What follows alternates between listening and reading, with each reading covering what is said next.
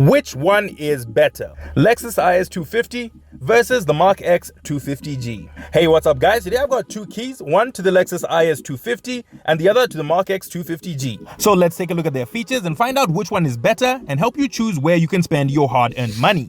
These are both sedans, with the Markx having a more aggressive and bold styling, these uniquely shaped headlights, and very strong lines that define its body shape. The Markx is also wider and longer than the Lexus IS. Compared to the Markx, the is250 looks more sleek and understated in its design, with smooth flowing lines all around and a pretty basic set of headlights, giving it a more calm and elegant presence. But if you're looking for more in terms of looks from either of these cars, they both have a huge aftermarket support in Zambia, so you really can customize them to your taste and make them stand out. However, even in their stock form or factory styling, both of these cars won't embarrass you in front of your friends. Stepping inside, the Markx offers a spacious interior with these comfortable cloth seats that are electronically adjustable with lumbar support. Depending on the spec, you can get wood trim like this on your dash and steering wheel, giving it a nice premium feel. Your center console comes with a standard 7-inch infotainment system, which has very limited functionality, so you'd definitely want to upgrade it. And of course, below that, you get easy access to dual zone climate controls. You get a compartment here,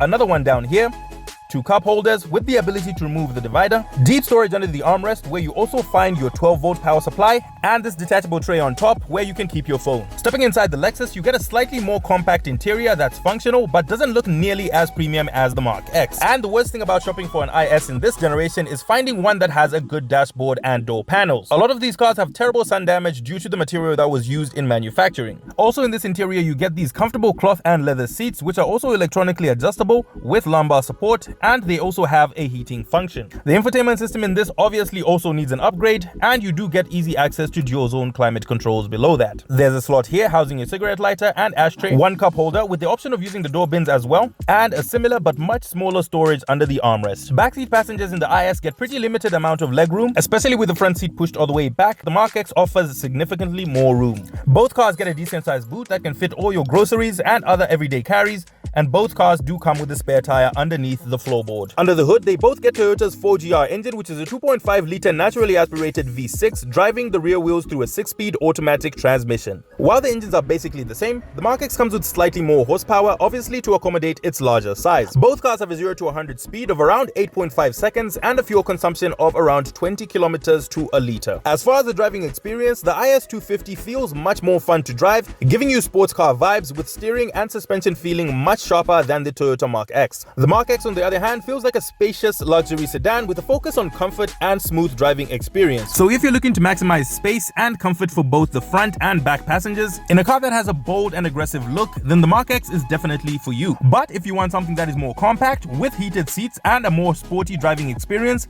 then the is250 is for you. So let me know, which one would you pick, the Markx or the Lexus IS? Remember to like and follow for more content like this.